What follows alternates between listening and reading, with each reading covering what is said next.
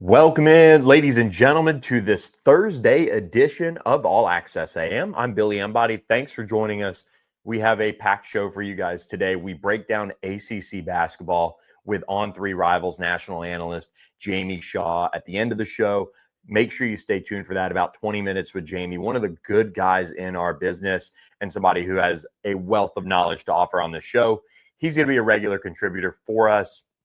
Excited to have him join the show. But first, we will talk coaching carousel because, of course, Wednesday afternoon brought some breaking news with regards to one of the ACC's top coaches, and we'll break that down. And who knows, by the time we're talking about it, maybe a deal is finalized with this ACC coach. So something to keep an eye on there, and it is in Louisville, Kentucky. So very important news there for the ACC to keep an eye on. And when you look at this ACC coaching carousel, a couple jobs obviously still open across that conference, some big names potentially involved with one of them that continues to be kind of one of the quieter coaching searches. I'll weigh in on one of the open ACC jobs as well. Then we'll get into our predictions for this Week 12 slate in the ACC.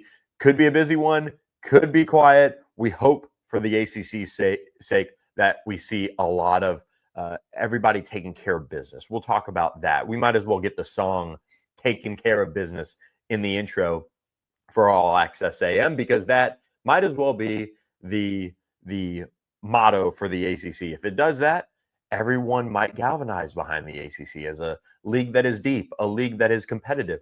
But when your brands don't, it's easier to poke holes in it. So we'll talk about that going into Week 12. I'm Billy Embody. Thanks for joining us. We are presented by our friends at Horn Legend for this show on Thursday. Take a minute, check out their selection of polos, quarter zips, sports shirts, and more. We'll share more about Horn Legend and what they're doing for ACC fans, as well as what you can grab off their website, hornlegend.com, with code PONY using free shipping a little bit later. But do want to also say thank you guys to all of you who are watching, who are subscribing to the channel. It continues to grow day by day, bit by bit. We're not spending money boosting videos. We're not spending money to try to puff up the channel. We want to have your support genuinely and hope that it is a part of your morning commute live or whether you rewatch it on YouTube, Apple Podcasts, or Spotify. We appreciate you guys. My last day in Miami, wife had a work conference, so of course we made the trip down with her, celebrate her birthday as well in style. We'll be back in our studio next week, but let's get into the news of really this week for the ACC as far as coaching carousel goes. On3's crew of great national reporters, Pete Nakos, Chris Lowe, Brett McMurphy, the whole crew involved in this one, talking about how Jeff Brohm, Louisville head coach, is in the process of working on a new deal with his alma mater, Louisville.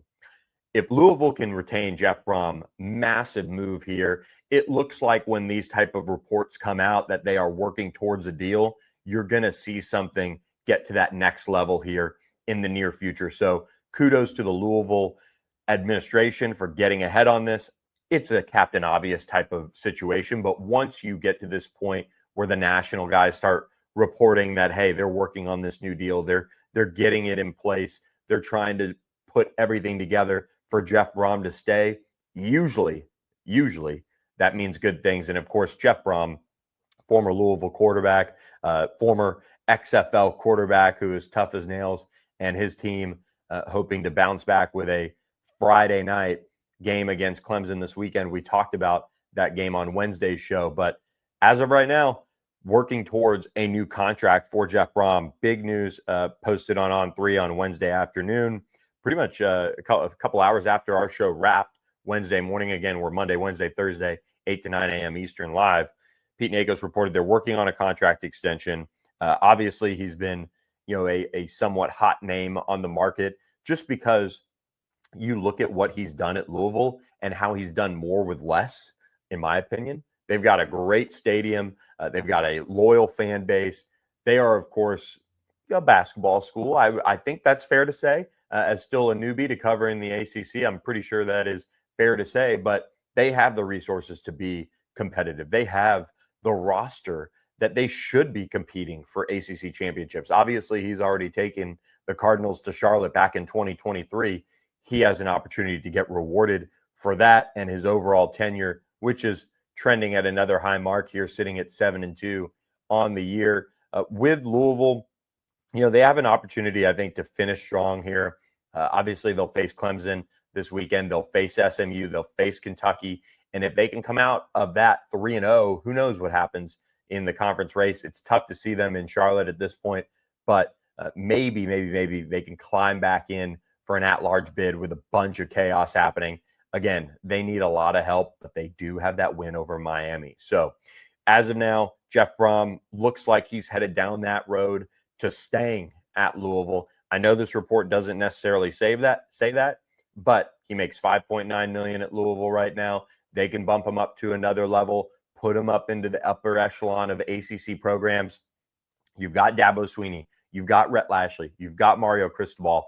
The market is being set fairly high, and when you can beat top 10 teams like Jeff Brohm can, he's going to command a salary that reflects that body of work that he's put in at Louisville, in just a couple of seasons here so far. So exciting times for Louisville fans to see Jeff Brohm putting his head down, continuing to work, and focus on wrapping a contract extension with Louisville. So Penn State, Florida, they've been talked about as options with Jeff Brohm. Everybody knows Florida is courting Lane Kiffin.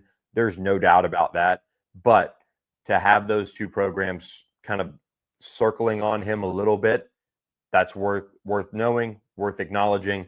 He deserves a new contract, and it seems like things are getting closer in that regard. Virginia Tech, another opening. Of course, Stanford open as well, but Virginia Tech, let's pause there for a moment before we get into this Week 12 slate, because we do have a lot to get to. We're an hour show. One day, maybe we'll get to two, but we have a lot to get to. And Virginia Tech is a coaching search that has been relatively quiet. James Madison's coach, Bob Chesney, has been talked about in that coaching search. James Franklin has been talked about in that coaching search. I think each would be outstanding in their own ways for what Virginia Tech is trying to do, which is to stabilize, to legitimize, and then to escalate it to the next level again, like they were in the past for this league. So this is a really important hire that they have to get right. The question is, do you go down the route of seeing if Shane Beamer will come home? And I think the term question is important because there is, I think, a worthwhile debate as to whether, if you have the opportunity to get a Bob Chesney, if you have the opportunity to get a James Franklin, should you do that, either one of them, versus getting Shane Beamer? David Pollack on his podcast this week, See Ball, Get Ball, did say that he feels like Shane Beamer should hit the reset, bounce out of Columbia, South Carolina, and head to Virginia Tech. This could be advantageous for the Hokies. Obviously, Shane Beamer's son of legendary coach Frank Beamer. He grew up there, Beamer ball, all of those things. But he now has seasoning. He now has experience being a head coach, running his own program, being in the SEC, obviously a huge pressure cooker. But I will say, do you want that to be your next football coach?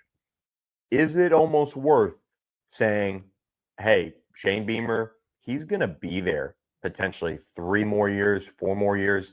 Maybe we see how that works out for him in South Carolina. Maybe he takes it to the next level. Maybe a big SEC program comes knocking on the door and snaps him up from South Carolina. Or does he continue to kind of have a good program? Expectations were high in Columbia this year, and they haven't necessarily hit those by any means. Lenora Sellers is even being talked about as a candidate to start for Miami next year, as the Hurricanes will have to replace Carson Beck. What a world we live in. But if you look at Shane Beamer, with what he's done from a coordinator level, hiring guys, picking out the right coordinators, are you sure he's not just a product of an SEC that has kind of put him in position to take advantage of some of the resources, but really not kick the door down of a tough SEC? What I'm trying to get at is, in the ACC, it is still very much a competitive conference. Resources are different than the SEC, although Virginia Tech is investing. Do you have somebody in Shane Beamer who has proven to make the right decisions as far as the coordinators around his program, that is a worthwhile conversation I'm willing to have, because there are a lot of great coaches out there. Very few can do it with all sorts of different coaches around them. The great coaches, in large part, I think, have a really good culture of keeping their staffs in place, and that's why they can be consistently be good, or consistently find ways to revamp what they need to within their own program. But for guys in the SEC, a lot of times you see them burn through coordinators, and that's because guys get hired away. That's because the fan base gets up in arms. Mike Shula was kind of a hot name of sorts for some smaller jobs if he could put it together with Lenora Sellers this year, and they haven't. So Shane Beamer, it's not the wow, what a story. This is a perfect guy who understands Virginia Tech. Would that work? It's a, is he the right coach to do this? And I mean that with respect to somebody, to Shane Beamer, as somebody who I think has recruited above his level at South Carolina as the Gamecocks. I think they've landed some really nice talent. They've shown that they can get them in there to Columbia, but I think relative to the talent pool that they have over the last 2 years, they've also underwhelmed. So I think that's an important conversation to have. Just because you take an SEC coach who maybe wants to get a fresh start and, again, reset that clock, doesn't mean they're going to be a better coach at the level. There are great coaches in this conference right now. There's a lot of them. And a lot of them are building their own programs. A lot of them are starting to rise. You look at Jake Dickert at Wake Forest. Tony Elliott's kind of put things back on a upward trajectory at Virginia. Of course, Mario Cristobal is always going to get talent. Dabo Sweeney's always going to get talent. Rhett Lashley and SMU are on the right track and continuing to build a program in a very well-respected, competitive manner. Cal, Louisville, it is a tough conference. And you need somebody who I think is a builder. I think James Franklin is the guy at Virginia Tech. He can stabilize the program. He can take it to that next level. And then you see years from now, if you're Virginia Tech, does it pan out? And does it give you ACC championships? Does it give you a national championship? All of those things are worth watching unfold. But for me, James Franklin's won everywhere he's been. It is that kind of perfect opportunity to take someone who is clearly, been slighted, who I think is motivated, and who I think would be a tremendous football coach in the end. So something to think about when you talk about the Virginia Tech job is they quietly, I feel like, have options and all sorts of different opportunities to make a statement in a different way. You can get Bob Chesney at JMU. You can get James Madison. You could potentially get Shane Beamer. So something to think about there. Our friends at Horn Legend are giving us all something to think about with their selection of polos, quarter zips, sports shirts, vests, and more. And I tell you what, when you look at what they have in store for all of us here, it is no wonder why they're one of the hottest clothing brands in the country right now. And I encourage you to go over to their website and also check out their new line of jackets. The jackets are a perfect gift for your significant other. I think this is, my wife, she loves watching the show. There's no doubt about it. But I do know she'll miss some of the shows. So this is a perfect opportunity to say, hey, maybe I'm going to grab her one of these jackets and use code PONY for free shipping on the show that we give you guys.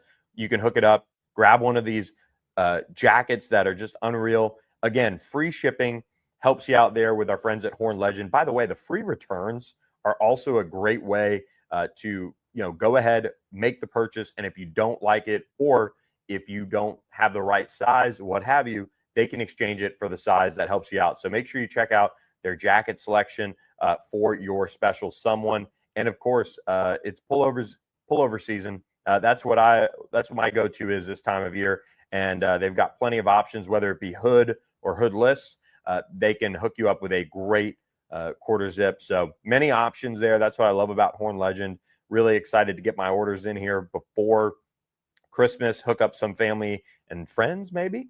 Maybe we'll give away a pullover or a quarter zip or one of these items here on Horn Legend for you lucky listeners. As long as you guys are hitting that subscribe button for me, maybe we give one away and we do one as a prize and as a thank you to listening to All Access AM. So, coaching carousel, coaching decisions still to be made for some of these programs. And look, no better time to be at on3.com as well for this run, because Pete Nakos is one of the best in the business at dropping coaching carousel news, transfer portal news. So you could subscribe to On3 and Rivals, get it as $1 for your first week, and then you pick your school and you get the message board too. You get the community of your favorite ACC school. So a great time to watch it. Again, Pete Nakos has the latest on these coaching carousel opportunities that are out there. Florida State, Boston College, NC State, North Carolina, even dropped a note on Clemson, because that's the world we're living in these days. Is Clemson is a job to watch when it comes to maybe a decision being made. Just kidding. You don't have to read the article. Dabo Swinney is very much safe. Let's get into week 12. Week 12, hopefully, brings everybody's blood pressure down a good bit, allows everybody to reset. But the great thing about week 12 is we lead off on Saturday with an outstanding football game. And Nathan Breisinger, if you watched the Wednesday show, did an awesome job previewing this one for the Pitt Panthers, taking on Notre Dame. That's number 22 versus number 9 in Pittsburgh at the formerly Heinz Field. They're going to be a packed crowd for this one.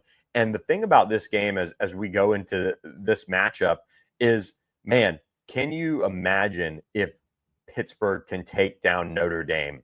Notre Dame does lead the series 51-21-1, and the last meeting was a 58-7 win for Notre Dame in 2023. This one seems like it has the opportunity to be more competitive.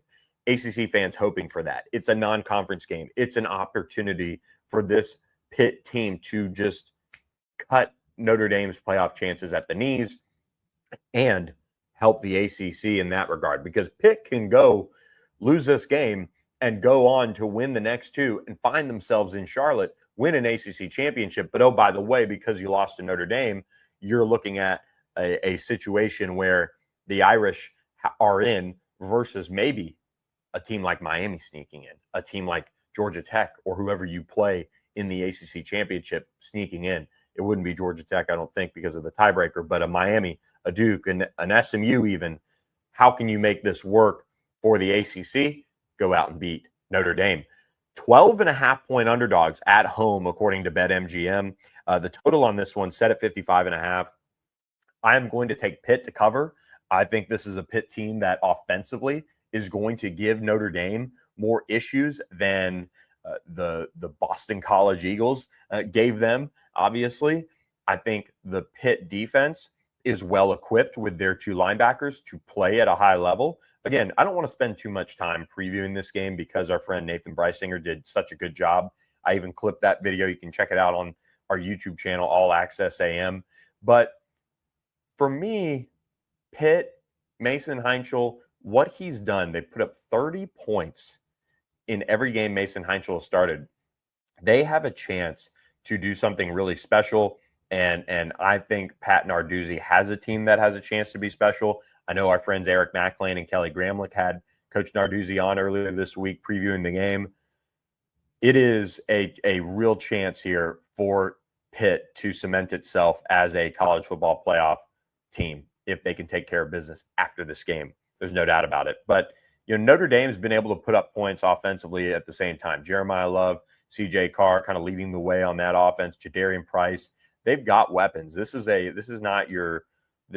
really athletic Notre Dame team, in my opinion, at the running back position, obviously, but even some of the skill position players. I think that's where Marcus Freeman's really taken it up a notch as far as recruiting guys who have a chance to really, really go in the NFL, and they're starting to build that pipeline, of course, of skill position talent. So can Notre Dame slow down Mason Heinschel? Their defense has been playing great.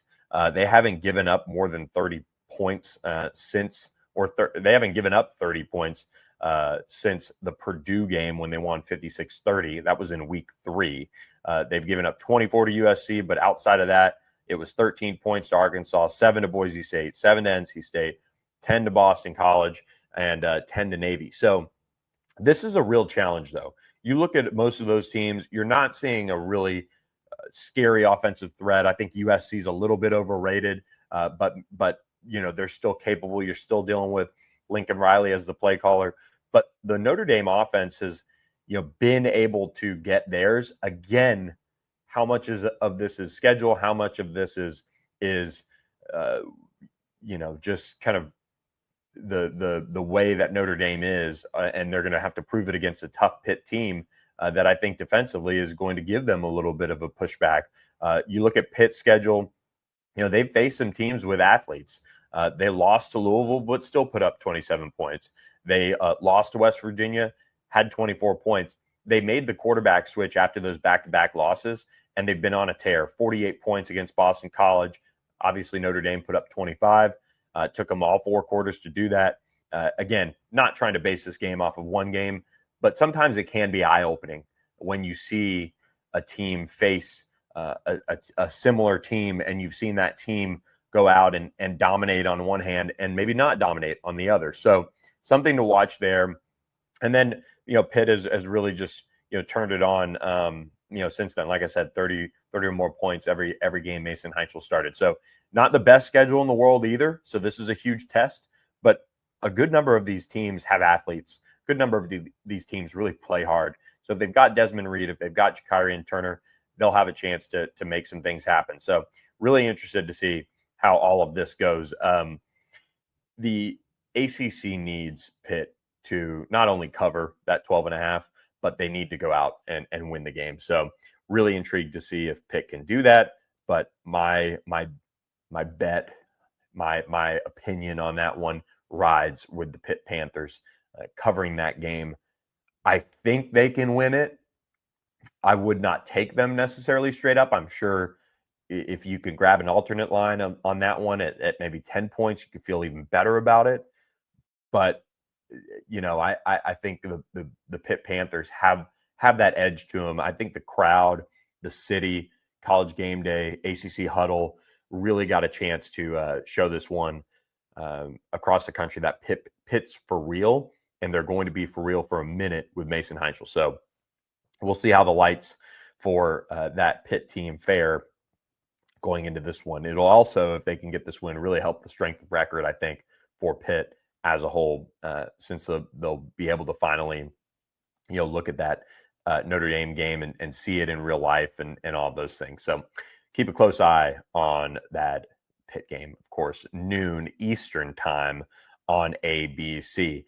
We previewed the Clemson-Louisville game. I don't want to make people think that I'm ignoring that one, but we did preview it on Wednesday's show. I just think Louisville has a chance to get right back on track here and get it going again and just prove that, the overtime loss was the overtime loss. So we do have Louisville over Clemson, and I'm taking the points there too. Again, as we're recording this, they're favored by 3. NC State heads to Miami for a 3:30 game. This is another interesting one because NC State is the quote-unquote ACC giant killer. Virginia and Georgia Tech both have lost to NC State. We all know the story of NC State not counting for Virginia in the standings, which is mucking this thing up a little bit more. But NC State heads on the road, 14.5-point underdogs here. CJ Bailey coming home to Miami. I'm very torn on this one. I'd love to write the Cinderella story, the hometown kid in CJ Bailey coming home and dashing the hopes of a college football playoff appearance for Miami, but I just don't see it. I do see Miami winning. I think they win probably by 10. It would not shock me if they covered, but I could see Carson Beck, this Miami team, really getting after the NC State offense. I think the defensive line for Miami is got a chance to really wreak some havoc and continue to show that they are able and willing to step up to the challenge against inferior teams. And what I mean by that is, Louisville and SMU obviously are two teams that have the talent.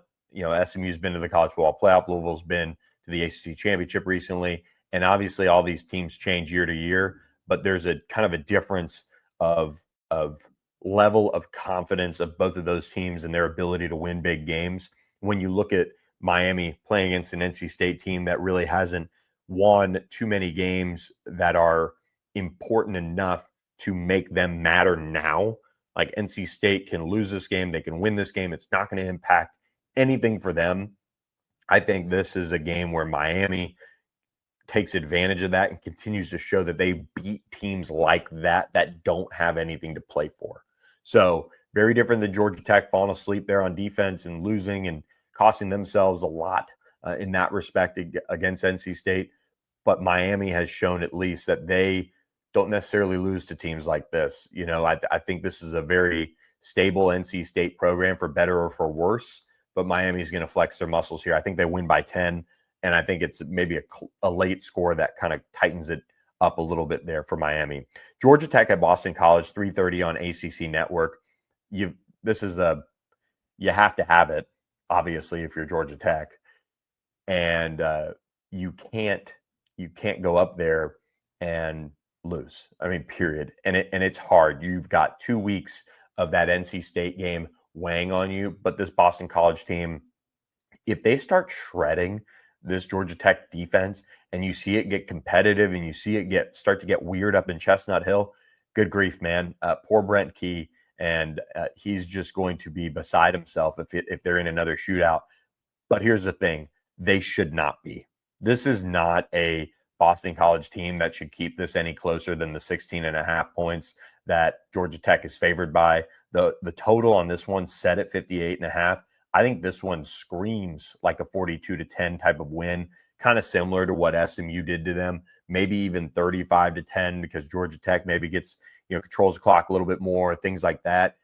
But again, Boston College offensively is just so inept right now. They don't have the talent, I think, to really take their offense and say, hey, the only way they win games at Boston College is by really making it a physical ground and pound, control the ball for so much that they maybe score on a few drives and they are able to kind of push things over the top there. But Boston College, I don't think, has the offensive firepower to keep up with what Georgia Tech has. Haynes King is going to, I think you could make the argument that Haynes is probably going to channel a little bit of his inner Tim Tebow, just the kind of leaders they are and the willingness to will their team to victory.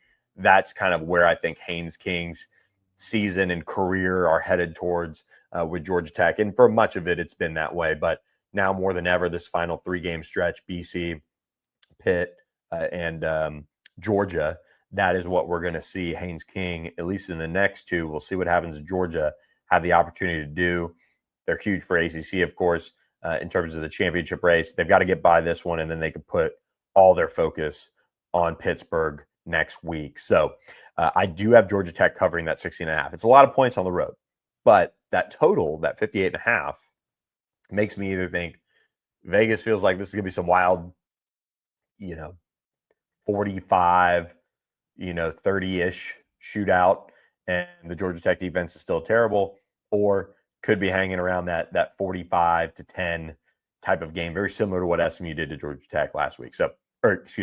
What SMU did to Boston College last week. I've got Georgia Tech covering, and maybe you might want to take the under. I don't know the weather up there this weekend, but 58.5 is a lot in that one. Finally, in that 3:30 slot, 3 games in that 3:30 Eastern slot. Virginia at Duke, ESPN2. Big one here, obviously, for both teams. One loss in ACC play. Virginia takes on Duke with a chance to put the knockout blow to Duke in this one for their ACC championship hopes, in my opinion. That would pretty much, I don't know if it would mathematically eliminate them, but it sure as heck would pretty much knock them out with a couple games to go. Of course, UVA hoping to avoid that on the road at Duke. That's another thing to keep an eye on. But I think you look at this UVA team and what they've got going for them. They really have to turn the page quickly from this from this loss to Wake Forest earlier just last week. If UVA goes on the road at Duke and can't get by this one, obviously you're seeing your season fall apart here. You're seeing the just overall Cinderella story fall apart on you. And if it falls apart here on the road in Durham, I mean, nobody will fault them for it, especially if they don't have Chandler Morris, which everybody's watching to see is if he's going to play. This one is a really difficult game to pick. Said that a couple times now as we've gotten closer to it. Duke 4-point favorites in this one. I don't know which way to go. I really don't. You have so much opportunity here if you're Chandler Morris to get back and maybe be healthy and all of that. But there's no question it was a really it was a really hard hit to the head, neck. But Chandler Morris does really seem like there's going to be a strong possibility that he plays. That Virginia offense still wasn't doing that much against Wake Forest with Chandler Morris at the helm.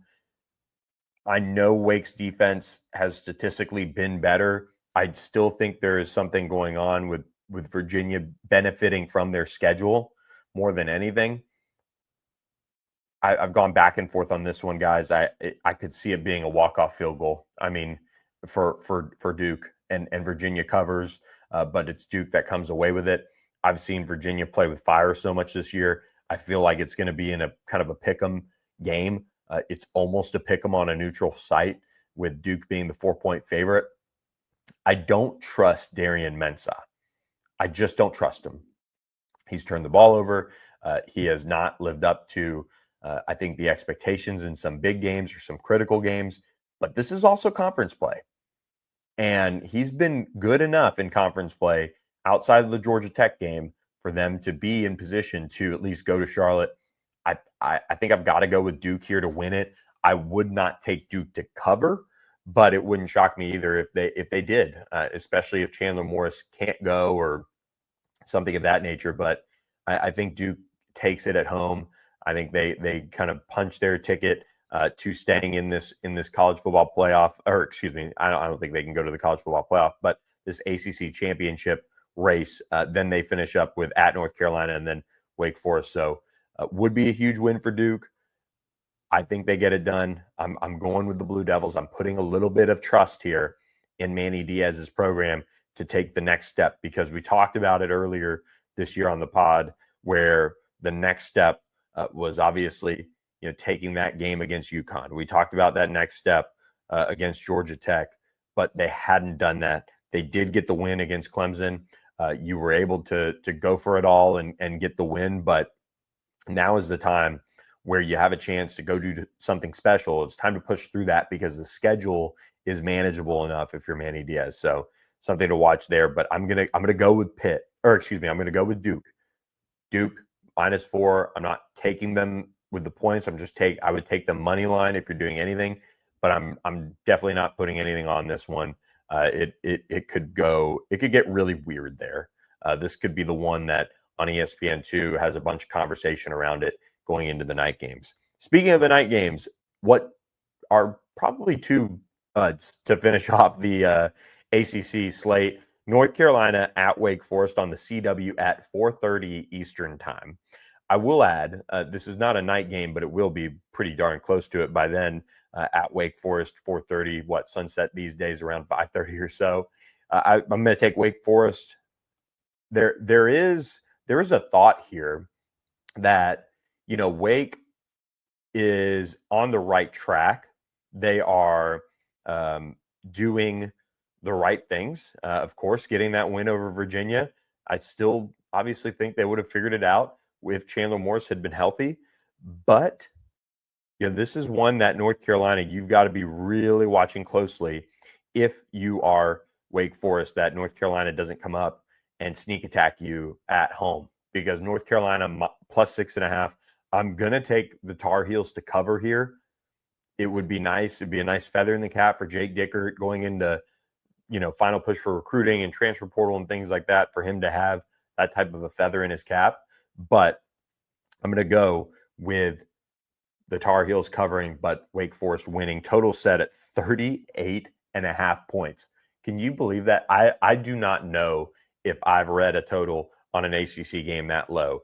That is projecting like a 20 to 17 type of game. I mean, that's about on par for probably how these two offenses are, but I will take North Carolina to cover. I think it'll be a close one on the CW, which has kind of had quite the run of games that have been interesting there. Virginia Tech at Florida State, 7:30 p.m. Eastern time on ACC Network. Florida State coming off of a really disappointing showing against Clemson. Here's the thing. We talked about earlier on the show, Pete Nakos having all the scoop on all things coaching search related, and Mike Norvell, conversations around him continued to be had. If you lose this one to Virginia Tech and an interim coach in Philip Montgomery, who still should be getting some consideration for the job, one, does that seal his fate? Because then if you're Florida State, you obviously you end the season with Florida, but then you go on the road at NC State, which is a tough place to play. Could this game seal his fate? Virginia Tech comes into this one 3-6 on the year. I kind of thought there was maybe a hope and a prayer that maybe they would find a way to getting to bowl eligibility for Philip Montgomery, but it doesn't seem like it. Obviously, this could be the run that they would have to go on starting here to get there. Plus 13.5. This one is scary. I almost want to pick Virginia Tech to cover this spread. Maybe they have one more kind of push before they play Miami, before they play Virginia, in them to kind of, make a statement, before they, again, face two top 25 teams. Florida State, I wonder. And again, I like Mike Norvell. I like Mike Norvell as a coach. I like what they could be if they kind of get their house back in order, because I think he's good at the helm of a program. I really do. And I know that's strange to think, but he didn't just luck into how well they did at Memphis and some of the seasons he's had in Tallahassee. It's just not been perfect. But I wonder after that Clemson game if there's fight left from Florida State. I just wonder. And you're at home for this one. If they come out flat, this one could seal his fate. If they lose it in particular, I would go with Virginia Tech plus 13.5 here. This is an interesting one. This is really interesting. If you're Florida State and you're a player and you want Mike Norvell to be the coach, you need to make me look like an idiot picking Virginia Tech to cover. If not, it shows me you really kind of quit on what they've got going on this year. And that would be back-to-back years that they've quit on what's been going on. So that would be as damning as anything when it comes to if Mike Norvell should be retained as the head coach of the Florida State Seminoles. So with that, that's our lineup picks. We've got Louisville, just straight up and with the points, and all the way to Virginia Tech covering against Florida State. Run it back if you guys missed them, but hope you guys have a great weekend watching ACC football. But before we go, we've got Jamie Shaw. This is the time of year where the basketball-football crossover is so great for this league, and the ACC is off to a really strong start. We talked about the Louisville game where they took down Kentucky, a top 10 win for Pat Kelsey and company, and we talked about so much more on this league and where it's going. So I hope you guys enjoyed it. And of course, before we get to our interview with Jamie Shaw, please check out Sportsmo, the Sportsmo app, a revolutionary way to support your favorite school with micro donations. Watch this short video to learn more. And on the other side of the break, we'll see you with our friend Jamie Shaw breaking down ACC basketball. Sportsmo lets you make a more direct impact on the game because it lets you, the fans, fund your favorite college football teams in a straightforward way. In a you win and I'll give way. In a I need you to show me your running game is alive and then I'll donate way. These real-time tax-deductible microfunds lead to impact your team can feel. Every cent you send mixes with every drop of sweat they put in. Form your squad. Boost your friends when a play comes through. A new way to follow the game. And cha-ching, your favorite team. So what do you say, difference makers? Ready to power the play? Sportsmo. Download today. Let's smo. Really excited to be joined now by On3 Rivals national analyst Jamie Shaw. Jamie, you are a man of many hats, many talents, and we appreciate the time recording this on signing day, which, as you and I talked about before, we don't always keep track of the date of early signing period for basketball like football does. It pops up there. It's in the season, but we really appreciate your time joining us to talk some ACC hoops. Man, Billy, it's great, man. It's awesome time of year. We got basketball starting, and they're actually playing real important games early on. We got signing day coming, so the recruiting process, and then Chick-fil-A just put out their peppermint milkshake stuff yesterday. So I mean, it's like everything coming together at one time just to be awesome. Breaking news right there. For those of you that didn't know, the peppermint milkshake, Jamie Shaw, big fan of, and you'll have to try it. And maybe Chick-fil-A will jump on as a sponsor. We'll work on that, right? The early signing period, we'll get to that. A couple 5 stars, of course, in the ACC world that we're wanting to talk about, break down. But I want to talk about ACC basketball, early goings of non-conference play, good returns for the league.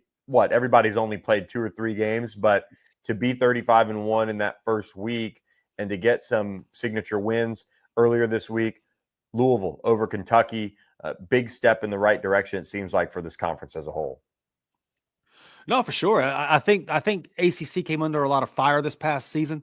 With how, I don't want to say it was down. I mean, gosh, you had a team in the Final Four and all that, but top to bottom wasn't necessarily what it had been in the past. I think this year, while it'll be interesting to see if there's somebody at Duke's caliber that was last year, the Final Four type team, the second tier is so much deeper with talent.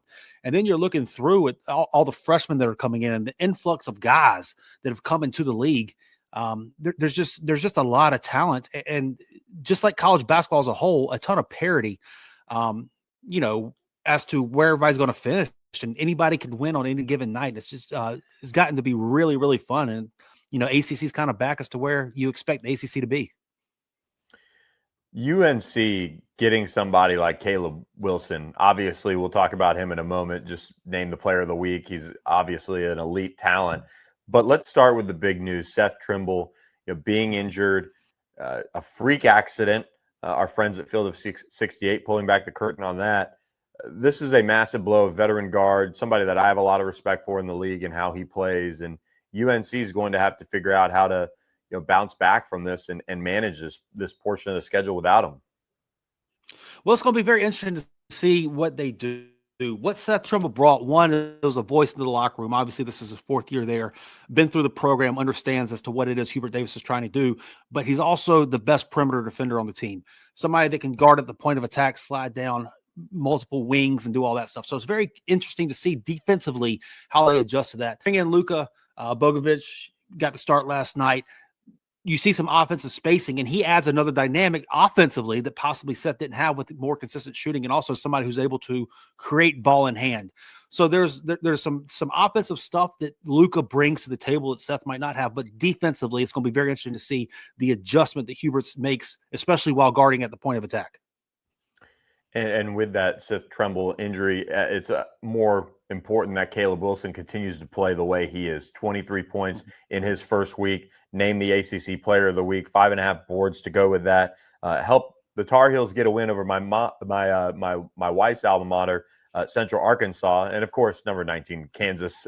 But a really talented player that a lot of people are pegging to be number 1 potential draft pick, maybe somewhere in that range.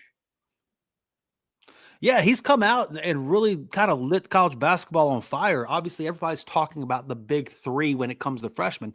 You had AJ Dybantz, Cam Boozer, and Darren Peterson. But then Darren Peterson and Caleb Wilson went head-to-head. Caleb Wilson was the best player on the floor in this game. You're seeing the two-way ability that he brings, his ability to guard multiple spots, slide down a lineup. and just the all-out effort that he brings. But he's also creating advantages on the offensive end of the floor, ball in hand, playing a nice little high-low game with Henry Vassar, looking to be a really interesting front court to see how people are going to be able to match up the interchangeability with both Caleb Wilson and Henry Vassar, and also adding Jaron Stevenson to the mix, who's really brought an X factor to the group, adding to the defensive capabilities of 2 6'10" guys who are able to guard on the perimeter as well as slide down and guard at the block. The UNC team on paper is very interesting, very intriguing, spearheaded by Caleb Wilson, but also has a band of brothers around him that can all step up and make plays. Louisville with a 96-88 win over Kentucky Tuesday night. A matchup that obviously has the rivalry banners, of it, but one that really might pop Louisville now up into that top 10 of the polls. A win over a top 10 Kentucky team, and Pat Kelsey's got his team ready to roll early this year.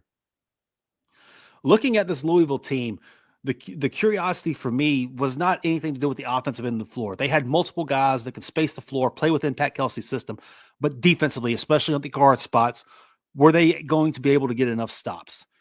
Last night, they were able to put enough pressure on the Kentucky team. It never seemed that Kentucky was able to get into a rhythm. It seemed the offensive stuff that they were getting was none of it was easy. It was all a little bit forced. They were disjointed throughout the course of the game. And it seemed like Louisville was able to dictate the course of the game from the beginning. And even while the game made a late run toward the end, it didn't really ever seem like Kentucky was ever, I don't want to say in the game, but it just didn't seem like the momentum was headed toward Kentucky's way in that. Louisville did a great job. They have floor spacing. Michael Brown was fantastic last night. Another freshman, 29 and 5 assists from him. But then you also had Conwell making plays. You had Isaac McNeely making plays. And then the front court, that they had as well. Those guys were able to make plays at the rim as well. Really giving Louisville a balanced look with a little bit of depth, guys coming off the bench making plays too. So it was a very good look for Pat Kelsey, a huge win. Obviously, there's a rivalry aspect of it, but both teams, top 15 guys, trying to make pushes toward taking their teams to the next level that they have. But great win for Pat Kelsey's group, and a very decided win for Pat Kelsey's group. When you watched Michael Brown as a prospect, what stood out about him, and what has allowed him to really step into this lineup and be that instant impact player right away? Because it's a lot of pressure on a freshman to have that type of a role, and for him to deliver the way he did. I believe he led all scorers in points. That's a early feather in the cap in his career, and one that has to make Pat Kelsey smile from year to year. Two things with Michael Brown that have always stood out have been the skill base and the confidence. He, even at 15U, he was playing up on 17U level and just thrown into the fire and wanting all smoke. The confidence that he has in his own ability has always stood out. And then he has a robust skill base. So while he might not be the tallest guy or the most athletic guy or the strongest guy, his ability to dissect a play, his ability to process, make reads, and the skill that he has of the shot making ability, the footwork, and the finer nuances kind of that with the game gives him a pretty high floor that he has to work with. So when you add that skill base and that ability to self-create on the ball and the confidence to go out there and get it done, that leads to pretty good stuff. And then Michael Brown has both of those in spades, and he just continues to get better and better and better, as we see 29 points, 5 assists last night in the marquee matchup of the night. They have Ohio up next, and then they face Cincinnati. They also play Arkansas and Tennessee in this non-conference. So Pat Kelsey with a couple more opportunities against top 25 teams in the SEC to continue to build that Louisville resume. Let's go over to SMU, though. SMU Louisville had a couple of matchups that were highly anticipated way back when they were in the Big East for a cup of coffee together. Now in the ACC together, two teams that have very different levels of conversation around them. Of course, Louisville preseason, I would say trendy pick to win the ACC outright, a program that is building at a high level under Pat Kelsey. SMU also building under Andy Enfield, finished tied for 4th in the regular season last year. Now they return their 3 key starters, Boopy Miller, BJ Edwards, Samet Yigitolu. They bring in Jerron Pierre Jr., they add Corey Washington, a couple of other key guys in a big, talented freshman class that Rivals was very high on as well. What is your buzz that you're seeing early on SMU coming off a nice win over a Murray State team? Well, I think this SMU team is super intriguing. As you said, the guys they return, but their backcourt is so tough. You're seeing them be able to have Boopy, Jaron, and BJ Edwards, all three be able to have the ball on their hand and create some offense, make some plays. Love the way they're attacking, getting to the free throw line, really putting pressure on the defense in that way, and still getting easy buckets and making the free throws as well. And then Big Sam in the middle. Gosh, man, I really, really like what he could be. He's just an immovable force down there on the block. And in the way that college basketball is being played, as we all know, trends are cyclical. Bigs are in style. Bigs are a thing. A guy who can create advantages in his space, in his area around the rim, is a huge advantage. So to be able to have that guard play, guys who can put pressure on the defense consistently, get in the paint and make a play, have three of them, ball in hand, able to do that. And then you have the versatility of Washington and then Salmon in the block. There's a very intriguing starting five that this SMU team has, and it seems that they're kind of clicking right now as well. Do you think they can find themselves into that conversation to be in that top four again, or is this conference right now just that much better than last year, kind of taking some steps up with NC State hiring Will Wade? You've got Louisville taking that next step, it seems like, early on. We've talked about UNC and kind of the upside that they might have, especially once they get Seth Trimble back. But a lot of expectations around Dallas for SMU to make the tournament, number one, but to maybe take that next step in league play as well. Well, we talked about it a little bit earlier with the ACC, and maybe while they don't have that top tier team like Duke was this past year, the second level is so deep. There's a lot of parity within there. And I think SMU falls within that grouping of players that they can beat anybody on any given night. What it's going to come down to is actually beating people on any given night. Having to get that consistency, finding a way to win close games.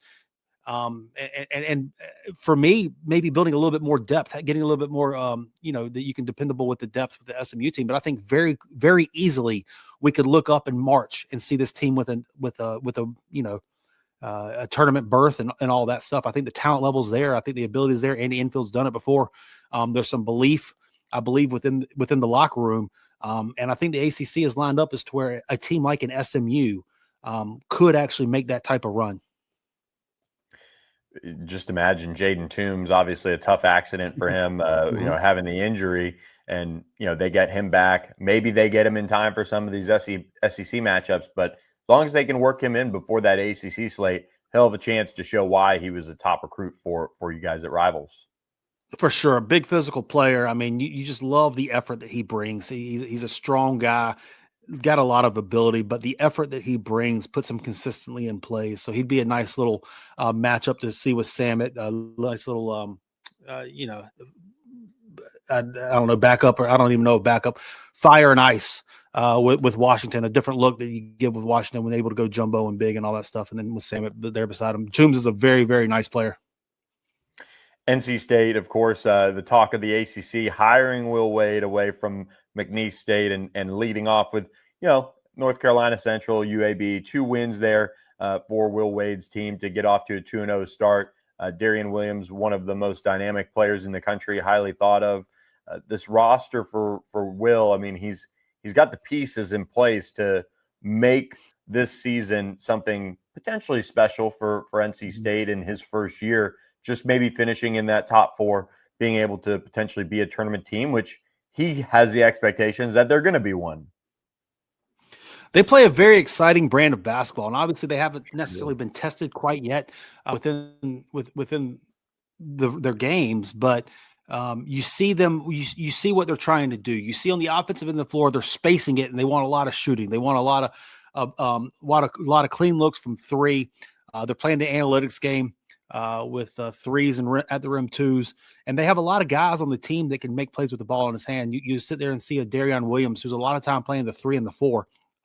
There'll be some nights where he leads the team in assists. You have Quadir Copeland at 6'6", who's initiating the offense on a lot of possessions. As well. So, and then obviously Trey Holloman, you have the shooting of Paul McNeil, who's taking a huge step. Matt Abel, what he's able to bring at 6'4", 6'5" as a guard with some ball handling ability as well. So you see what they're trying to do on the offensive end of the floor, have multiple guys on the floor who can, 1, space it and shoot the ball, and 2, also create offense with the ball in their hand. And you're going to see the analytics game being played. I think on night 1, they tied the team record for most 3s made in a game, 19 or 20 or so. But then the defensive end, they play a very hounding style, very versatile, switchable style of defense, getting up in you, extending you out away from the basket as well. So there's a very aggressive defensive style of play coupled with the floor spacing, the shooting and creation on the offensive end. And they're going to start, they're going to try to go as long as possible when it goes with length, actual plus wingspan and all that. So there's going to be a lot of positional versatility there, but there's a lot to be there excited about in Raleigh with what Will Wade has and what they're doing and kind of what they're building. Stay in that area of the state of North Carolina. Let's go to Duke. They opened the season with a tall task. No matter what coaching change and the situation is, you got to play a team that you know nothing about, how they're going to come out, how they're going to defend you or attack you. Duke takes on Texas. They win by 15. Then they obviously take care of business the last two matchups out. This Duke team, very different. Doesn't have the Cooper flag, but does have the star power of Cam Boozer early on. It seems like John Shire's got himself another talented team that should be right there for one of the top seeds in the NCAA tournament. No, for sure. And Duke last year, all 5 guys get drafted into the NBA coming off this year's team, and he comes back with another top 10 type of program. The one constant that Duke has with his team is John Shire. I think John Shire is a very good young coach, and he's somebody who is very capable of consistently putting his guys into the best situations possible for them to succeed. He's still kind of figuring out this lineup, figuring out how to play. Obviously, it's Cam Boozer's getting a lot of play, and what he brings to the table is a huge IQ. You can put the ball in his hands and run offense through him with his processing and passing ability to pass people open and get the best out of them. And his rebounding, it halts possessions on the defensive end and extends possessions on the offensive end. So Boozer's bring that to the table. It'll be interesting to see the consistency they're able to get from the guards and Caleb Foster, Isaiah Evans, Dame Sarr, Nick Kamenia, what they're able to bring, and then the consistency they're able to get from the bigs with Pat Ngongba and Malik Brown as well. This team has a lot of talent. This team has a lot of different looks that they're capable of giving you. They can defend, they can rebound, and they have John Shire on the sidelines calling the plays, who has really done a good job so far in his early career of putting people in advantageous situations to succeed. Let's stay with somebody with some Duke ties. Jai Lucas, we switch over to recruiting. This is the early signing period. Some of our listeners don't necessarily know maybe that you and I work for On3 and Rivals.com. So we cover the recruiting side of things of basketball as well.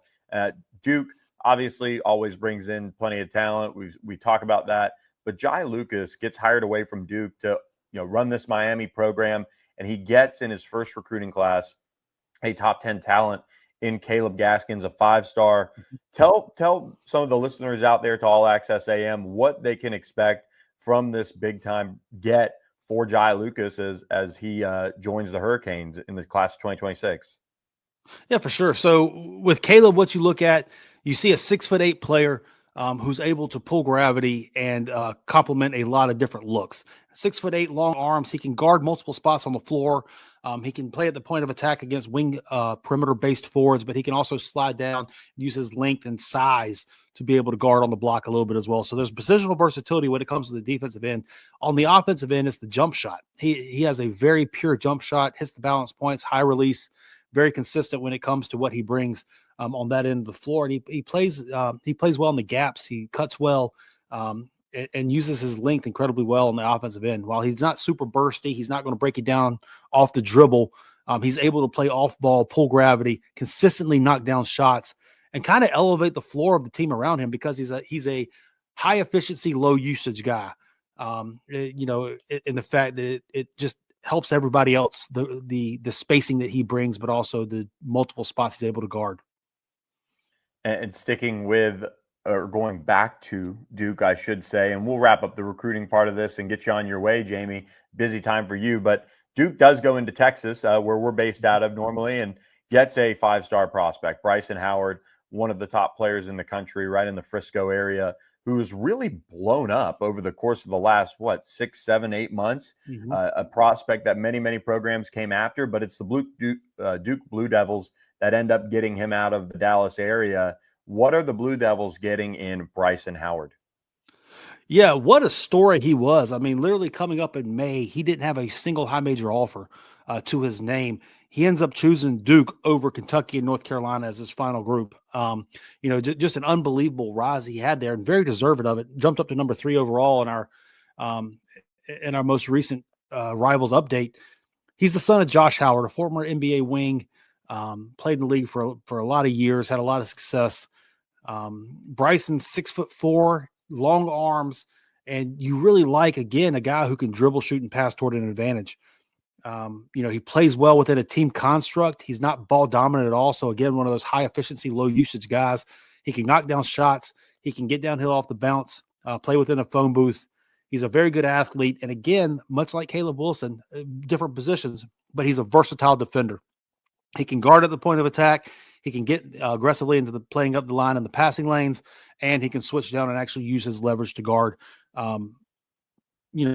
forwards on the block. So there's a lot of versatility on the defensive end of the floor that he brings, and he's a great complementary player at the guard spot. Again, able to secondarily create, but also create advantages by his shooting, pulling gravity, as well as getting downhill and turning defense into offense.